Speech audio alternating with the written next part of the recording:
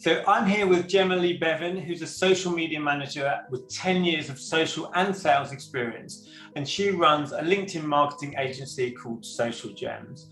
And we're going to talk about how to get a return on investment with LinkedIn. So first question, what do people do wrong when they want to get an ROI using LinkedIn?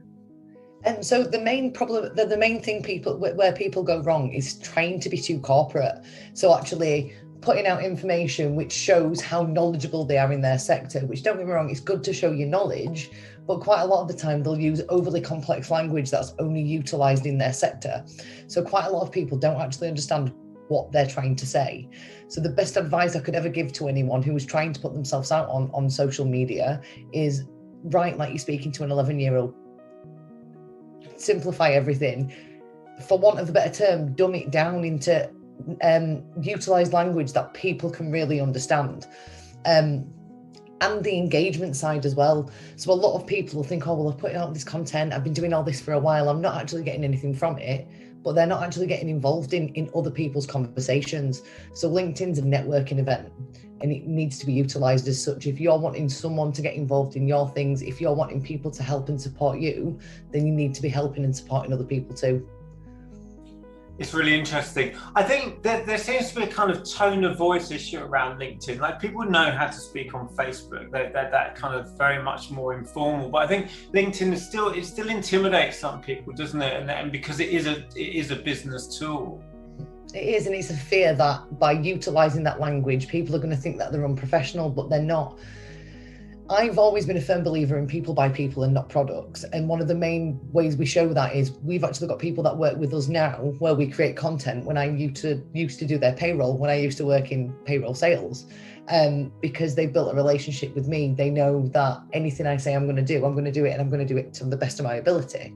So their relationship is with me as a person, and it is your biggest unique selling point in any business, is the people and the personalities behind that brand. That's the stuff that people buy into. That's where you're going to get the return from, by actually showcasing who those people are.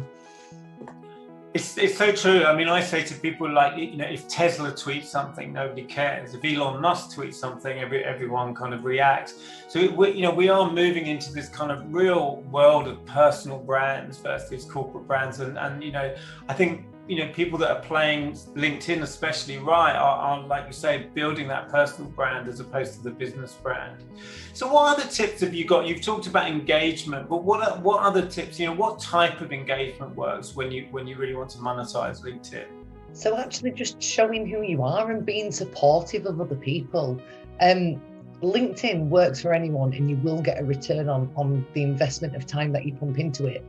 If you're not, I can't say it any other way, I'm sorry, if you're not a dick, just be nice. It is that simple. If you're a nice person, if you help people, if you show value, if you give bits of information away for free, you're always going to get people wanting to work with you because they've bought into your personality and who you are deep down, which is what really counts anyway. And you tend to find if you actually do things that way, you build long-standing relationships with people, because it's not just a business transaction anymore.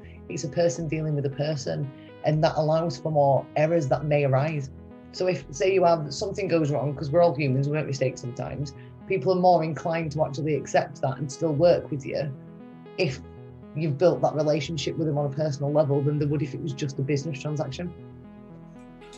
Yeah, it's interesting. I mean, I still see a lot of, and I do it myself, but I see a lot of kind of sales, out and out sales on LinkedIn, and it just seems to kind of not land very well, or doesn't really fit very well. What do you think about that?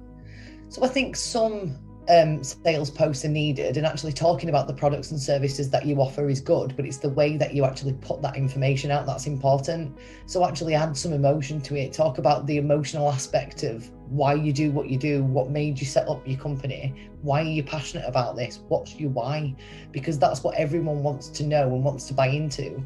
Your sales posts are never going to do as well when you're talking about your products and services. You're not going to get the same level of engagement as you are when you put a personal post out there. But you need to take into consideration you're creating a content library.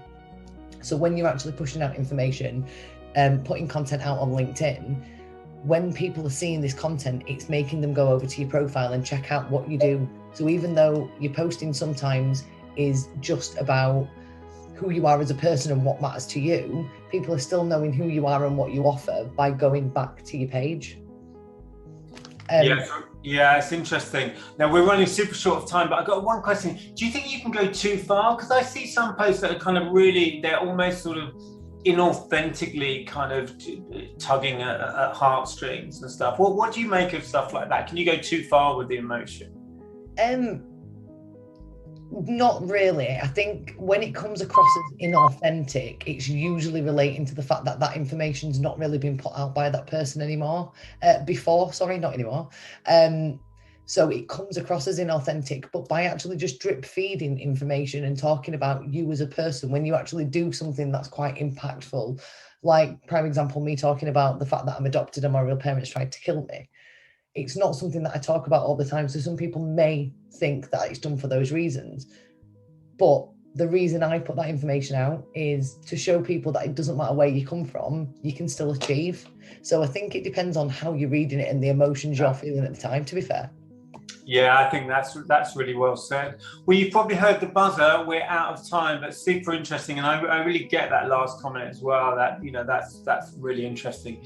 So thank you so much for your time. Really appreciate it. You're more than welcome.